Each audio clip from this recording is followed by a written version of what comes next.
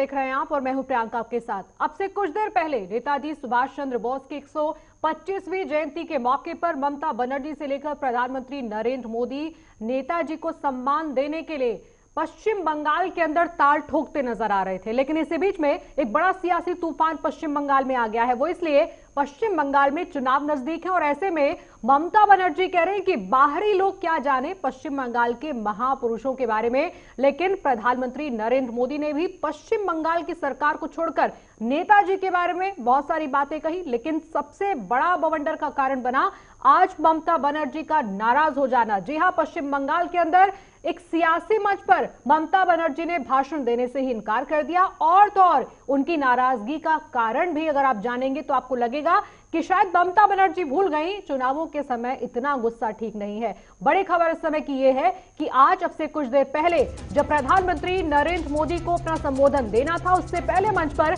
ममता बनर्जी को बुलाया।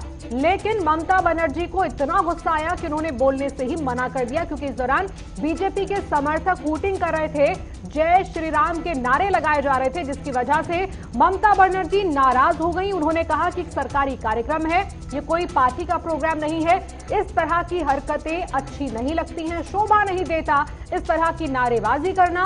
और इसी बीच में ममता बनर्जी ने सिर्फ 2 शब्द कहकर जय हिंद कहते हुए अपनी बात खत्म की और किसी तरह के भाषण देने से उन्होंने मना कर दिया। मंच से उतरने के बाद ममता बनर्जी के सोशल मीडिया पर ममता बनर्जी की जबरदस्त खिंचाई हो रही है। जय श्री राम के नारों से ममता बनर्जी को इतनी परेशानी क्यों हुई, ये भी अब एक चर्चा का विषय बन गया है। प्रधानमंत्री खुद उस कार्यक्रम में मौजूद थे। इससे पहले कि प्रधानमंत्री मंच पर जाते, उन्हें बुलाया जाता, मुख्यमंत्री होने के नाते ममता बनर्जी को इनवाइट किया गया। लेकिन ममता बनर्जी को यह अच्छा नहीं लगा कि वहां पर मौजूद कुछ बीजेपी समर्थक जय श्री राम के नारे लगा रहे थे। लेकिन अब जरा कुछ तस्वीरें देखिए।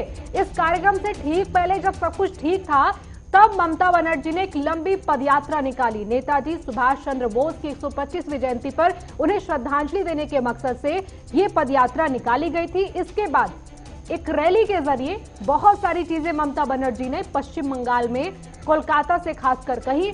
इसी बीच में प्रधानमंत्री नरेंद्र मोदी खुद पहुंचे, जहां पर एक कार्यक्रम में प्रधानमंत्री और ममता बनर्जी दोनों ही मौजूद थे।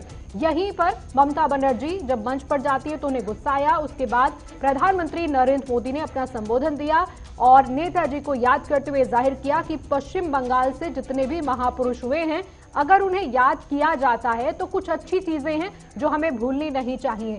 आज नेताजी को श्रद्धांजलि देने के लिए प्रधानमंत्री नरेंद्र मोदी भी तस्वीरों में आपको दिखा रहे हैं किस तरह से पश्चिम बंगाल की धरती पर पहुंचे और यह कहा जा रहा है कि यही चुनावों का असली शंखनाद है। लेकिन ममता बनर्जी जब मंच पर थी तो नाराजगी की तस्वीर हम आपको दिखा रहे हैं, जहां कुछ ही सेकंड के अंदर उन्होंने अपनी बात पूरी कर यह कहा कि यह कोई सियासी कार्यक्रम नहीं है, बल्कि इस कार्यक्रम में एक सरकारी कार्यक्रम होने के नाते किसी पार्टी को इस तरह की हरकतें नहीं करनी चाहिए जिससे किसी को ठेस पहुंचे। मेरे को तो लगता है कि गवर्नमेंट का प्रोग्राम का कोई डिग्निटी होना चाहिए। एक गवर्नमेंट का प्रोग्राम है, कोई पॉलिटिकल पार्टी का प्रोग्राम नहीं है, और पॉलिटिकल पार्टी का और पब्लिक का प्रोग्राम है। मैं तो आभारी हूं प्रधानमंत्री जी का, कल्चरल मिनिस्ट्री का, कि आप लोगों ने कोलकाता में प्रोग्राम बनाया। लेकिन किसी को आमंत्रण करके, निमंत्रित करके उसको बेइज्जत करना है, आपको शोभा नहीं देता।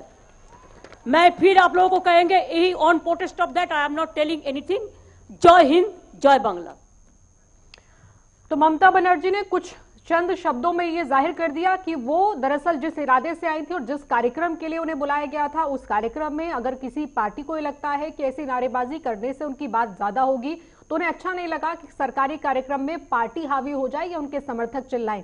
लेकिन इससे पहले खुद ममता बनर्जी ने मंच से शंखनाद किया था एक और जगह पर, जहां वो रैली निकाल रही थी। पदयात्रा के ठीक बाद शंखनाद किया और इसके बाद जो ममता बनर्जी ने पश्चिम बंगाल में मौजूद रहकर बाहरी लोगों के लिए कहा या पूरे देश के लिए कहा, वो दरअसल आज ममता बनर्जी को सुर्खियों में ले आया है। और ममता बनर्जी इस बात पर जोर दे रही हैं कि अब पश्चिम बंगाल में जो हो रहा है उसके लिए पश्चिम बंगाल की सरकार ही तय करेगी क्या होना चाहिए, ना कि बाहर से आने वाले तय करेंगे कि महापुरुषों के नाम पर किसे कितनी और किस तरीके से राजनीति करनी है।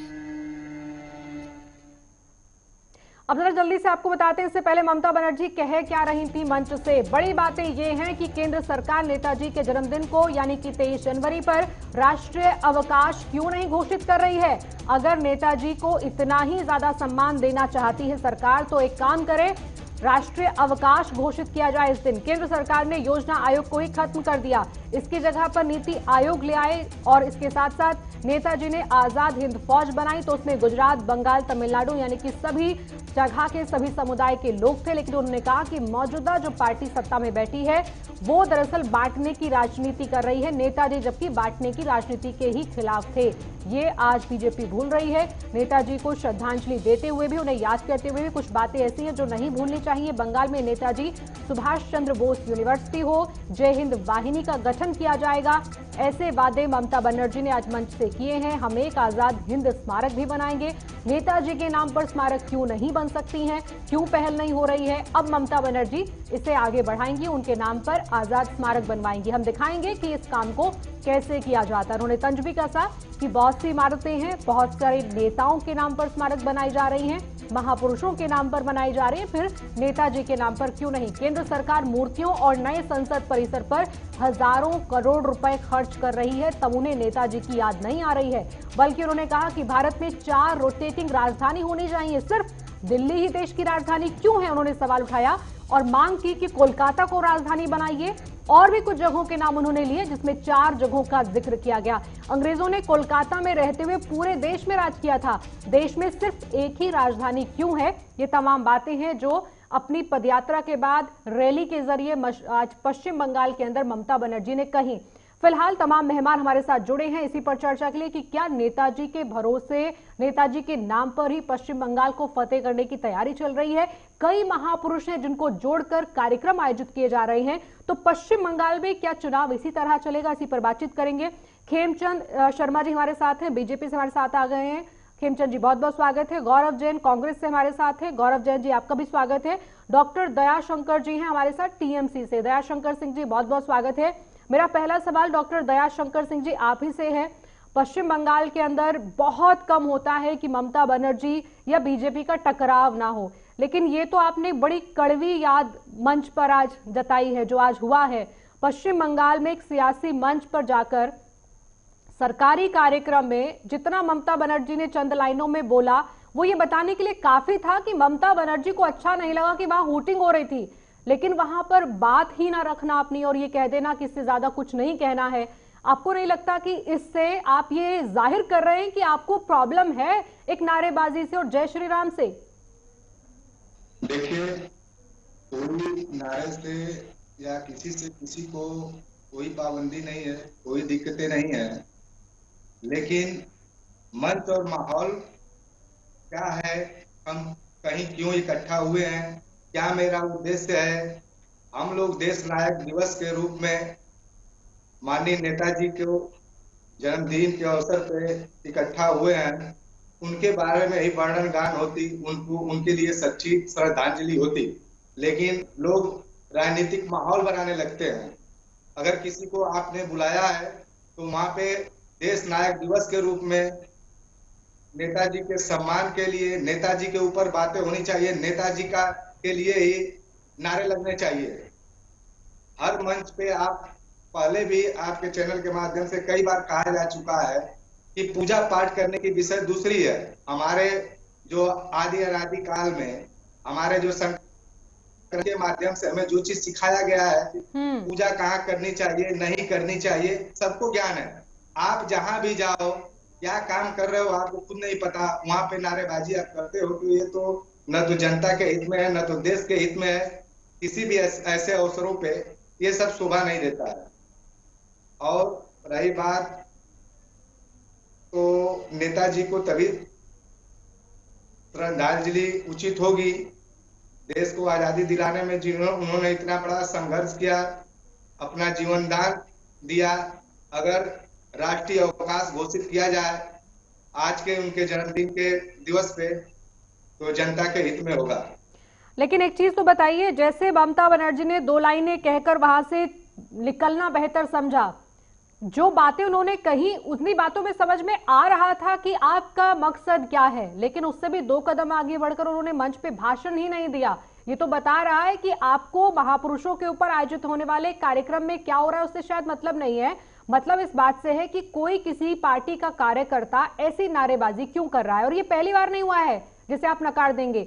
लोकसभा चुनाव में बकायदा खेमचंद शर्मा जी, आपको याद होगा लोकसभा चुनाव थे, ममता बनर्जी का काफिला निकल रहा था और वहां जय श्री राम के नारे लगे तो ममता बनर्जी काफिले से नीचे उतरी, गाड़ी से उतरी, और वहां भी एक ऐसा माहौल बना था जिसके बाद ये कहा गया कि बीजेपी वाले तो गुंडागर्दी कर रहे थे इसलिए ममता बनर्जी को गाड़ी से उतरना पड़ा। आज कौन गुंडागर्दी कर रहा था? आप ये बताएं। देखिए गुंडागर्दी हम लोग क्या, दयाशंकर जी सुन लीजिए एक मिनट खेमचंद जी को। हेलो, आवाज आ रही है आपको? बिल्कुल बिल्कुल बोलिए खेमचंद जी।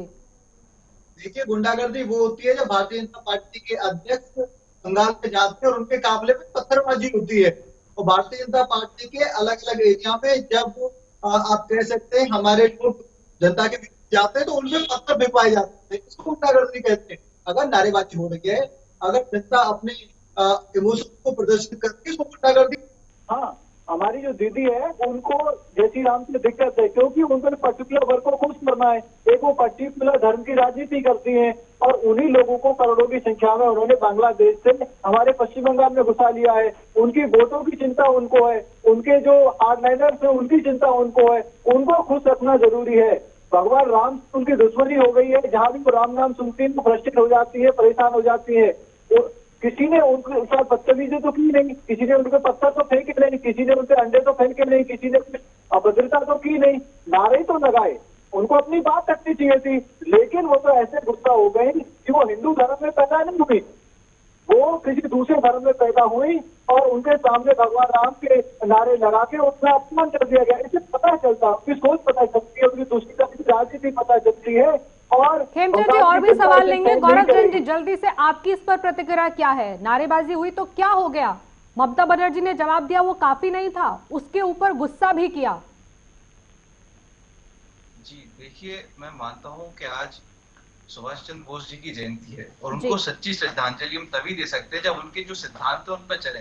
मुझे याद है, मैंने पढ़ा 1938 में जब सुभाष चंद्र बोस जी पहली बार कांग्रेस के अध्यक्ष बने तो उन्होंने एक प्रस्ताव पारित करा जिसके अनुसार उन्होंने बोला कि जो धर्मांधता भारतीय राजनीति में आ रही है उसको बाहर निकालना पड़ेगा, और इसीलिए उन्होंने पहली बार हिंदू महासभा और मुस्लिम लीग के पदाधिकारियों को राष्ट्रीय मूवमेंट से बाहर निकालने की एक प्रस्ताव पारित करा था। आज हम जो देख रहे हैं वो उसी चीजों के खिलाफ जा रहा है। हम मंदिर में क्या करते हैं, हम घर पे क्या करते हैं, ये हमारी बात है। मैं घर पे जय श्री राम बोलूं, अल्लाहू अकबर बोलूं, कुछ भी बोलूं, ये मेरी बात है। जो सरकारी कार्यक्रम है वहां पर जाकर ये चीजें नहीं होनी चाहिए, और ये जो चीज है ये सुभाष चंद्र बोस जी की जो सिद्धांत है उनके खिलाफ जा रहा है पूरी तरीके से। तो आप किसका सम्मान कर रहे हैं? आप उनकी विचारधारा का तो सम्मान कर नहीं रहे। आप घर में खूब बोलिए, मैं खुद 2 बार पूजा करता हूँ, लेकिन ये जाके दूसरों को जताना या दूसरों को दिखाने के लिए कि देखिए हम आपसे बड़े धार्मिक आदमी हैं, या देखिए धर्म की और राजनीति दोनों में सुभाष चंद्र बोस जी बोलते हैं दोनों अलग अलग चीजें हैं, दोनों को एक दूसरे में मिलना नहीं चाहिए, और जब वो मिलेंगी तो फिर उससे सिर्फ सर्वनाश होता है। तो इसी प्रकार से आज जो हुआ वो मैं हिसाब से जो अगर आप बताइए, अगर भाजपा के कार्यकर्ता कार्यालय में जाकर कोई व्यक्ति कहीं के कल अगर मान लीजिए AIMIM के लोग जाकर वहां पर अल्लाहू अकबर बोले तो इनको कैसा लगेगा? गौरव जैन जी मंच छोड़कर नहीं भागेगा, कोई भी अपनी बात रखेगा और शायद और जोरदार तरीके से रखेगा, ये बताने के लिए कि मंच पर बैठे नेताओं को शायद उस चीज से फर्क नहीं पड़ता। उनको लगता होगा नारेबाजी करने से कोई माहौल बनता है, कोई देखेगा, लेकिन मुख्यमंत्री हैं वो पश्चिम बंगाल की। बिल्कुल मुख्यमंत्री है तो उन्होंने मुख्यमंत्री की तरह बोला। हमने बोला कि जो भारत का संविधान है उसमें कहीं पर भी धर्मांतरता की इजाजत नहीं है कि आप जो राजनीतिक मंच है या फिर जो राष्ट्रीय मंच पे है वहां पर आप ऐसी चीजें करें। आप मंदिर में करिए, आप घर पे करिए, आपको खूब आजादी है। गौरव जैन जी आप शायद भूल रहे हैं, मैंने खेमचंद जी से उस वाक्य का जिक्र किया था कि जहां आज नारेबाजी हुई है ये तो एक कार्यक्रम के अंदर हो रही थी जिसमें ममता जी इतना गुस्सा हुई, सड़क पर अपनी गाड़ी से उतरकर भी उन्होंने नारेबाजी करने वालों को डांटा है। वो कौन सा स्थल था? किस सवाल किससे है ये? आप ही से गौरव जैन जी। जी वही तो मैं बोल रहा हूँ कि राजनीति में धर्म का दोनों चीजें अलग अलग है। पंडित सुभाष चंद्र बोस जी थे, उन्होंने खुद आनंद बाजार पत्रिका में 12 मई 1940 में लिखा था कि ये लोग जो क्या बोलते राजनीति में धर्म को ला रहे हैं, ऐसे गद्दारों को राष्ट्रीय जीवन से निकाल फेंके। आप सुभाष चंद्र बोस जी को मानती हैं या नहीं मानते? उनके जो सिद्धांत हैं उसको हम मानते हैं या नहीं मानते? उनकी विचारधारा का अनुसरण हम कर रहे हैं या नहीं कर रहे हैं? या फिर जो आज जो हो रहा है हम उसका अनुसरण कर रहे हैं? आपके हिसाब से क्या सही है? सुभाष चंद्र बोस जी की विचारधारा सही है या फिर जो आज हो रहा है वो सही है? आप खुद बताइए। सुभाष चंद्र बोस जी को आप क्या बोलेंगे? एंटी नेशनल बोल देंगे? उनको एंटी हिंदू बोल देंगे? क्या बोलेंगे? आप खुद बताइए। यहाँ एक बड़ी साधारण सी बात है कि आपका अपना पॉइंट ऑफ व्यू क्या है। आपको लगता है ममता बनर्जी ठीक है तो आप बोलिए खुलकर कि हाँ ममता बनर्जी के हम साथ हैं, बीजेपी गलत कर रही थी, वहां पर रोक देना चाहिए था कार्यकर्ताओं को। फिलहाल आगे बढ़ेंगे, आपसे और भी सवाल ले रहे हैं। दयाशंकर जी का मैं अनुसरण करता हूं। ठीक है गौरव जी, और सवाल लेंगे आपसे। दयाशंकर सिंह जी, एक सवाल का जवाब दीजिए। अब से पहले तो कोलकाता से भी देश चलाया जा रहा था, कभी कोलकाता भी देश की राजधानी था। कोलकाता में क्यों नहीं संसद के सत्र हो सकते? देश में 4-4 राजधानियां होनी चाहिए। किस तरफ आप ले जा रहे हैं सियासत को? ये कौन सा फॉर्मूला है, कहां से इजाद किया है ये? जनता के बहुत ही हित में होगा। और अगर हम देश का विकास उचित चाहते हैं, जनता का विकास चाहते हैं, तो उसको कई जगह से हैंडल किया जाए तो बहुत ही अच्छा होगा। जो व्यक्ति बंगाल से दिल्ली पहुंचने में काफी समय अपना बर्बाद करता है, तो या देश के अलग अलग कोने से आने में जिनको दिक्कतें होती हैं, अगर उचित कार्रवाई के लिए 2-4 सेंटर बना दिया जाए तो क्या उसमें तकलीफ हो सकती है? नहीं समझे नहीं आपकी बात। जनता का जैसे किसके लिए? मेरी कह रहा हूं कि जनता को सुविधा देने के लिए अगर पहले 2 राजधानियां हो सकती थी, अंग्रेज 2 जगह से संचालित पूरे भारत को, आज कौन सा अंग्रेजों का शासनकाल है? अंग्रेजों का जमाना ज्यादा अच्छा था, आप ये कह रहे हैं? ये मैं नहीं कह रहा हूं। तो आप फॉर्मूला ही अंग्रेजों के जमाने का एग्जाम्पल दे रहे हैं कि अंग्रेजों के समय में तो कोलकाता से भी देश चल रहा था। बताया जा रहा है कि जनता को अधिक से अधिक लाभ कैसे पहुंचाया जा सकता है। हम लोग जनता के लिए कार्य करते हैं, जनता के लिए ये सब कुछ करना चाहते हैं। दयाशंकर सिंह जी, फिर आपने ममता बनर्जी को नहीं सुना? दिल्ली पे आपने फिर ममता बनर्जी को सुना ही नहीं आज? हमने सुना। ऐसा अंग्रेजों ने कोलकाता में रहते हुए पूरे देश में राज किया था। देश में सिर्फ एक राजधानी क्यों? कोलकाता से भी ये काम हो सकता है। देश में 4 राजधानी होनी चाहिए। अंग्रेजों के समय में राजधानी कोलकाता में थी। वो फॉर्मूला आपको पसंद आ रहा है? फार्मूला जनता को अधिकतम लाभ हो। अगर कोई व्यक्ति है, अगर वो अच्छी विचारधारा रखता है, अच्छा कार्य करता है, जिससे जनता के हित में अधिक से अधिक चीजें हो, तो उस पे हमें उसको फॉलो करना चाहिए। खेमचंद जी, अगर देश में एक राजधानी है तो जनता को कौन सा नुकसान है, और 4 हो जाएंगी तो कौन सा फायदा है जिसकी बात ममता बनर्जी कर रही हैं? देखिए, सबसे पहले तो मैं गौरव की बात का जवाब देना चाहूंगा, फिर मैं टीएमसी पे आता हूँ। गौरव जी कह रहे हैं कि हम सुभाष चंद्र बोस जी की परंपरा को मानते हैं, उनके आइडियोलॉजी को मानते हैं। अच्छा, आप सुभाष चंद्र बोस जी की आइडियोलॉजी को मानते हैं तो धर्म जो राजनीति में लाते हैं उनको बाहर निकाल फेंकना चाहिए। आप मानते हैं तो केरल में जहां से राहुल गांधी जी सांसद हैं, वहां पे आपके पार्टनर कौन है? वहां पे आपके पार्टनर मुस्लिम की राजनीति करने वाले दल हैं, छोटे दल। ऐसे ही आसाम में आपके पार्टनर कौन है? मुस्लिमों की राजनीति करने वाले छोटे दल हैं।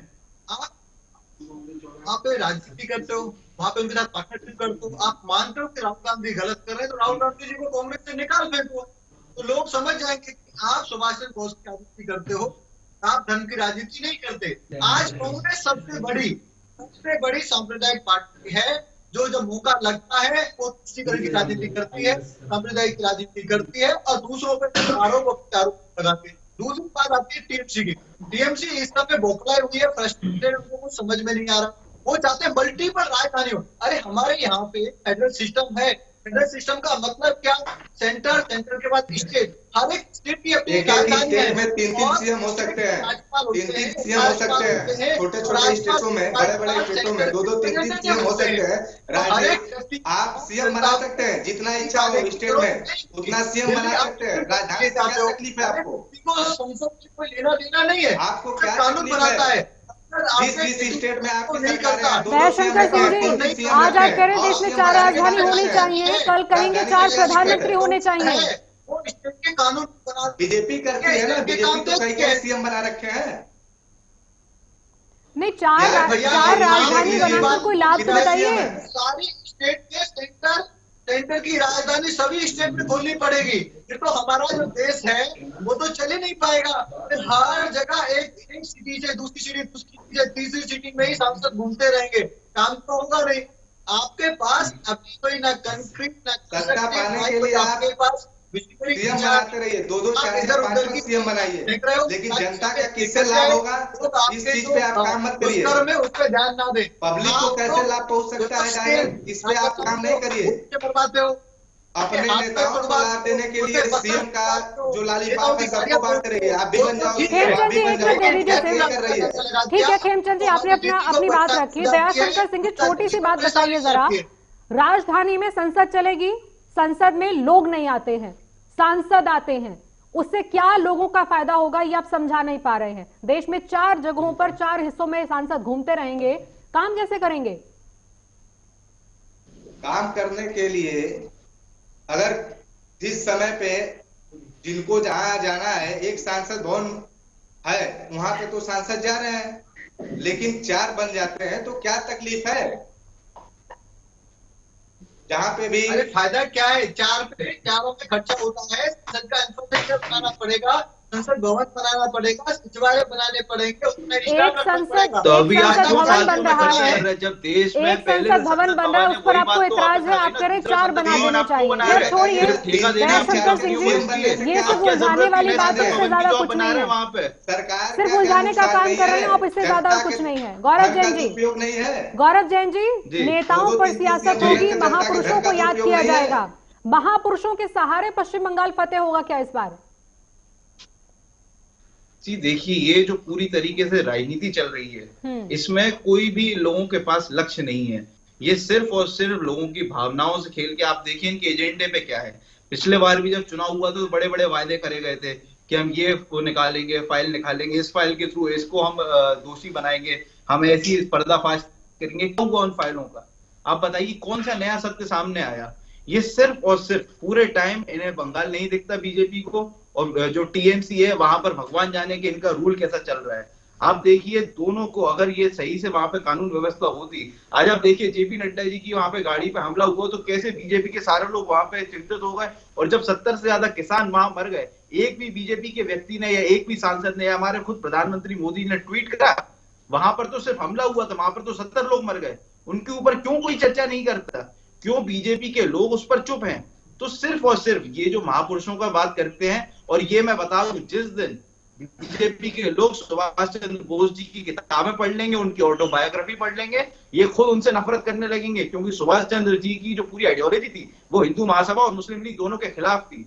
तो ये लोग तो सिर्फ यहाँ पर जैसे अभी स्वामी विवेकानंद जी की बात करते हैं, फिर ये पहले उससे पहले सरदार पटेल जी की बात करते थे। जब सरदार पटेल जी को लोगों ने पढ़ा तो उनको सामने आया कि भैया ये जो बोलते थे ये तो आरएसएस, हिंदू महासभा और बीजेपी की जो विचारधारा है उसके बिल्कुल ही खिलाफ है।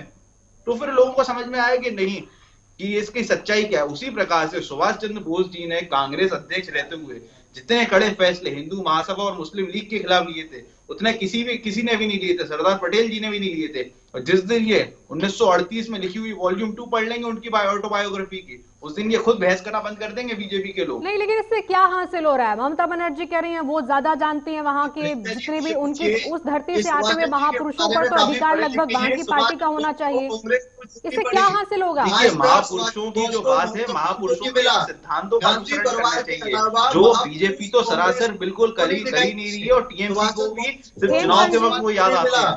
उनसे पहले अगर कर रहे होते तो ऐसी स्थिति नहीं होती। बीजेपी तो एक पन्ना भी सुभाष चंद्र बोस जी का लिखा हुआ पढ़ ले तो वो उनसे कभी उनका कभी नाम नहीं लेगी और उनसे नफरत करने लगेगी। ये जो इनकी सच्चाई है वो सबके सामने आ जाएगी। सिर्फ चुनाव में वोट के लिए ये यहाँ पे सामने आते हैं, उनकी फोटो लगाते हैं, और फिर पहले तो भगत सिंह जी की भी लगाते थे कि उन्होंने भगवाधारी भगत सिंह ऐसे पता नहीं क्या क्या लिखते थे। जब लोगों ने उनकी किताबें पढ़ी तो समझ में आया कि भगत सिंह की जो विचारधारा थी वो तो चाहते थे कि आरएसएस और बीजेपी के हिंदू महासभा के लोग। एक मिनट दीजिए गौरव जैन जी, एक मिनट दीजिए। प्रधानमंत्री ने अब से कुछ देर पहले यहीं से पश्चिम बंगाल से कोलकाता से ही नेताजी सुभाष चंद्र बोस के लिए कुछ चीजों को लोगों के सामने रखा कि वो पुरानी चीजें कहां गई, जो बताती थी, जो विचारधारा थी, जो समझाती थी कि कैसे मिलकर आगे बढ़ना है। पश्चिम बंगाल में बहुत कुछ बदला है, लेकिन क्या नेताजी सुभाष चंद्र बोस की जयंती पर सियासत जो दिखी है उससे आगे बढ़ेंगे लोग। हालांकि प्रधानमंत्री ने किसी सियासी बात का जिक्र नहीं किया, लेकिन जो नेताजी को लेकर उन्होंने कहा वो आपको सुनवाते हैं। और डाक टिकट जारी किया गया है। नेताजी के पत्रों पर एक पुस्तक का विमोचन भी हुआ है। कोलकाता और बंगाल जो उनकी कर्मभूमि रहा है, यहां नेताजी के जीवन पर एक प्रदर्शनी और प्रोजेक्शन मैपिंग शो भी आज से शुरू हो रहा है। हावड़ा से चलने वाली ट्रेन हावड़ा कालका मेल का भी नाम अब नेताजी एक्सप्रेस कर दिया गया है। देश ने यह भी तय किया है कि अब हर साल हम नेताजी की जयंती यानी 23 जनवरी को पराक्रम दिवस के रूप में मनाया करेंगे। हमारे नेताजी भारत के पराक्रम की प्रतिमूर्ति भी है और प्रेरणा भी है। राखते समर्थ होवे, यानी आजाद भारत के सपने में कभी भरोसा मत खोइए। दुनिया में ऐसी कोई ताकत नहीं है जो भारत को बांध करके रख सके। वाकई दुनिया में ऐसी कोई ताकत नहीं है जो 130 करोड़ देशवासियों को अपने भारत को आत्मनिर्भर भारत बनाने से रोक सके। साथियों, नेताजी सुभाष चंद्र बोस गरीबी को, अशिक्षा को, बीमारी को देश की सबसे बड़ी समस्याओं में गिनते थे।